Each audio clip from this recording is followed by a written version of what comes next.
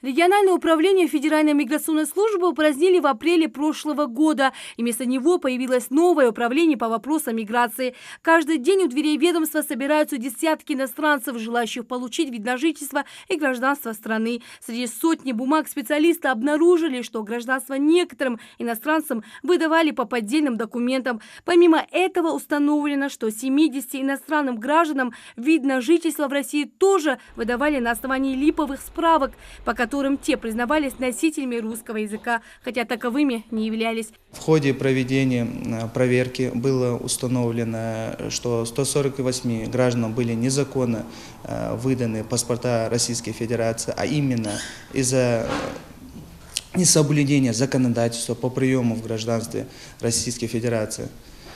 Проводится процедура, по возвращению им видов на жительство. В письменном виде они все были оповещены. Мы их приглашали сюда, в управление по вопросам миграции, для разъяснения сложившейся ситуации. По факту нарушений выдачи незаконного гражданства проводится проверка. Лицам, которых лишили гражданства российских паспортов, выдадут специальный документ, подтверждающий право проживания на территории страны. Под ним они смогут получать бесплатное образование, медицинскую помощь и другие услуги. Им возвращаются виды на жительство, которые у них были до того, как им были выданы российские паспорта.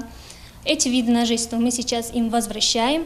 И если этот иностранный гражданин может приобрести гражданство Российской Федерации, то есть у него есть основания для приема гражданства Российской Федерации в упрощенном порядке, то, конечно, нами будет проведена работа по приему их гражданства. Ну а те, вид на жительство которых аннулировали, в течение 10 дней должны покинуть страну. В случае отказа они будут депортированы. И только перешагнув границу государства, они смогут вновь обратиться в управление по вопросам миграции за госуслугой. Словом, заново получить вид на жительство только на этот раз строго по букве закона. Лена Цычоева, Магомед Урусханов. Новости 24.